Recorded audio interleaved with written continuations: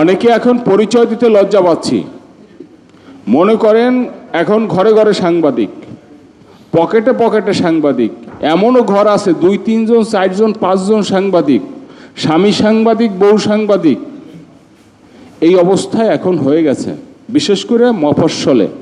এখন আমাদের প্রথম এখন দাবি হওয়া উচিত যে আমাদের যে মানসম্মান ইজ্জতটা যে আছে এইটা কেমনে বাঁচাবো, এই জন্যও কিন্তু আপনাদেরকে এইখানে আমরা আহ্বান করছি।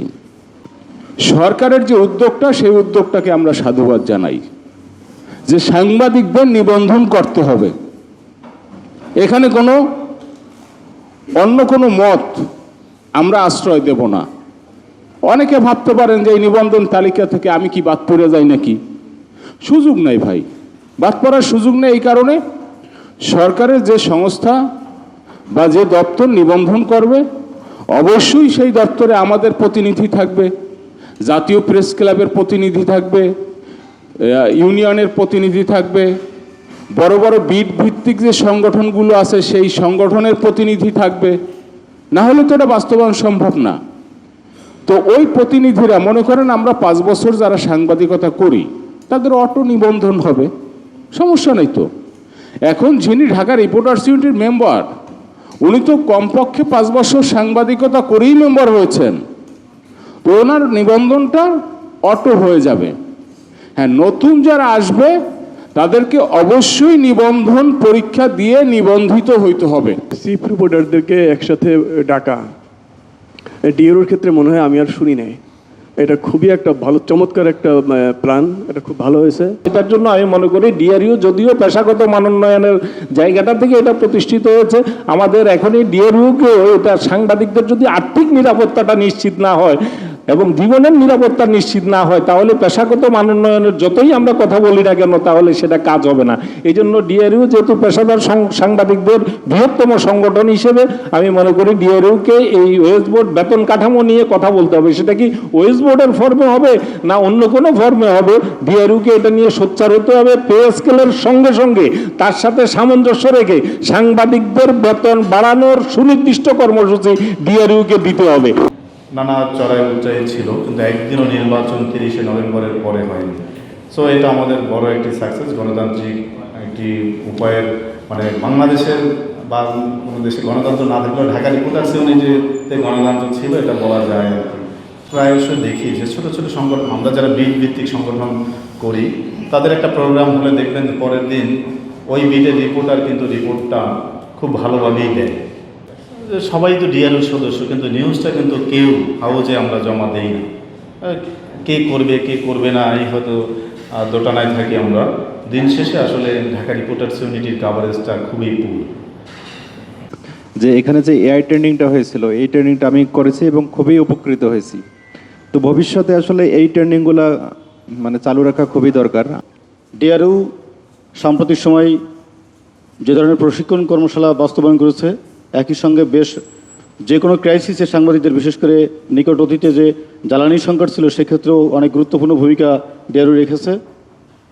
আমার এখনও পর্যন্ত ঢাকায় প্রায় 14 বছর সাংবাদিকতা করি। আমি শীর্ষ নিউজ, আজকের পত্রিকা এবং বৈশাখী টেলিভিশনের পরে এখন কাজ করছি ডেইলি টাইমস অফ বাংলাদেশে। বারবার চেষ্টা করে ব্যর্থ হয়েছে এরকম না, কিন্তু এখনও সদস্য পদ পাইনি। আশা করছি সামনে আপনাদের সঙ্গে সদস্য হিসেবে কাজ করতে পারবো, সেটুকু প্রত্যাশা থাকলো। প্রশিক্ষণের ব্যাপারে একটা প্রশংসনীয় প্রশিক্ষণ আমরা ইতিমধ্যে ঢাকা রিপোর্টার্স ইউনিটি দিয়েছে এআই নিয়ে, এবং এটার ব্যাপারে সবাই খুব পজিটিভ ইমপ্যাক্ট পড়েছে এবং এর জন্য অসংখ্য ধন্যবাদ জানিয়েছে ইতিমধ্যে।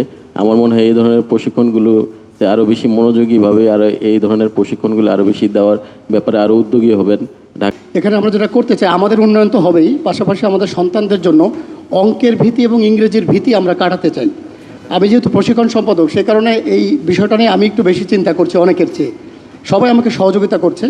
তো অ্যাবাকাস আমরা করব হচ্ছে, অঙ্কের ভয় আমাদের বাচ্চাদের যেন কেটে যায়, এই জন্য আমরা অ্যাবাকাস চালু করব এখানে, এবং বাংলা, ইংরেজি এবং চায়না ভাষাটা আমরা এখানে শেখাবো বাচ্চাদেরকে। এখনকার রিপোর্টার্স ইউনিটি দেখলে মনে হয় যে সাংবাদিকদের সক্ষমতা অনেক বেড়ে গেছে, এত সাংগঠনিকভাবে এত আগায় গেছে সবাই, যে মানে একটা দেখলেও ভাল লাগে যে আমি সাংবাদিক। এখন পরিচয় দিতেও একটু লাগে আর কি। আমাদের এক্সিকিউটিভ বডির মেয়াদ 2 বছর আসলেই করা উচিত।